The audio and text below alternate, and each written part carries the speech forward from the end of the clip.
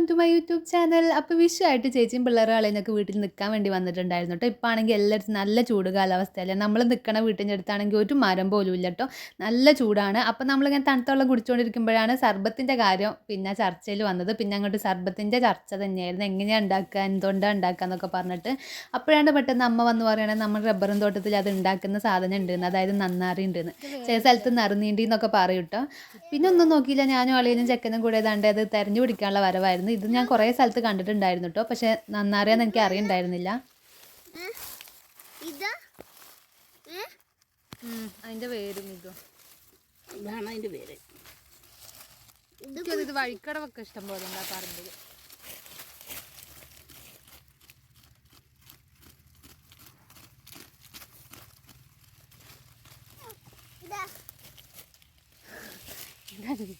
ഇതിന്റെ പേര് ഇതല്ലടാ, അതിന്റെ അടിയിൽ കുഞ്ഞും ഉണ്ടാവും. ഇതിപ്പോ എവിടെ നട്ടിയേ? ആ, അത് കച്ചത് ഇത് മറ്റേ ചൂടുവെള്ളത്തിൽ ഇട്ട് കുടിക്കാൻ തോന്നില്ലേ? കിട്ടില്ല, അതിന് പൊട്ടണം. ചെറിയൊരു ഇതുണ്ടല്ലോ, നേരത്തെ വരാം. ഇതിൻ്റെ വേരെടുക്കാന്ന് പറഞ്ഞാൽ ഭയങ്കര റിസ്ക്കാണ് കേട്ടോ. ഇപ്പോൾ വേനലും കൂടെ ആയതുകൊണ്ട് മണ്ണ് നല്ല ഹാർഡായി നിൽക്കുകയാണ്. അപ്പോൾ ഏട്ടൻ ടൂൾസ് എടുക്കാൻ വേണ്ടി പോയതാണ്. ഇത് നമ്മുടെ സർബത്ത് ഉണ്ടാക്കാൻ വേണ്ടി മാത്രമല്ല കേട്ടോ, രക്തശുദ്ധി വരുത്താനും നല്ലതാണ്. അതായത് രക്തത്തിൽ കലർന്ന വിഷാംശം നീക്കം ചെയ്യാനും, അതുപോലെ രക്തശുദ്ധി വരുത്താൻ, രക്തശുദ്ധിയാകാത്തത് കൊണ്ട് തന്നെ പല അസുഖങ്ങളും ഉണ്ടാവുമല്ലോ, അതായത് സ്കിൻ ഡിസീസ്, മുഖക്കുരു, താരൻ, ചൊറിച്ചിൽ, ഇതൊക്കെ മാറാനും, അതുപോലെ മൂത്രാശയ രോഗങ്ങൾക്കൊക്കെ ഈ നറുനീണ്ടി ആയുർവേദത്തിൽ ഉപയോഗിക്കുന്നുണ്ടെന്ന് അമ്മ പറഞ്ഞു തന്നതാണ് കേട്ടോ. എനിക്ക് വലിയ അറിവില്ല, ഞാൻ ചോദിച്ചപ്പോൾ അമ്മ പറഞ്ഞു തന്നായിരുന്നു. ഇപ്പം നമുക്ക് എന്തായാലും സർബത്ത് ഉണ്ടാക്കാൻ വേണ്ടിയിട്ടാണ് ഇത്. രണ്ടുപേരെങ്കിലും രണ്ടെണ്ണം കിട്ടിയിട്ട് നമുക്കൊന്ന് ട്രൈ ചെയ്ത് നോക്കാമെന്നും പറഞ്ഞ് ഇറങ്ങിയതായിരുന്നു. കിട്ടുമെന്ന് അറിയില്ല, നമുക്ക് എന്തായാലും നോക്കാം.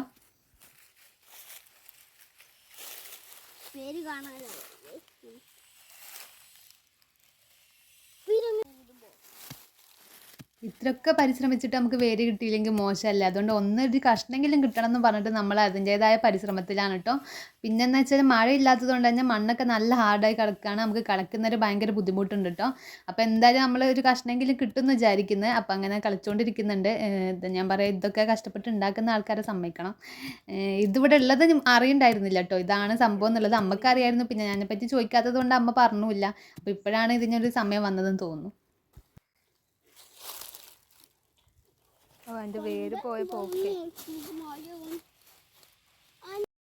അങ്ങനെ ലാസ്റ്റ് ഇതാ സാധനം കൈ കിട്ടിയിട്ടുണ്ട് കേട്ടോ. ഇത് ചെറിയൊരു കഷ്ണമാണ് കിട്ടിയത്, ബാക്കി പൊട്ടിപ്പോയതാണ്. ഇത് കിട്ടുന്നത് ഭയങ്കര ബുദ്ധിമുട്ടാണ് കേട്ടോ.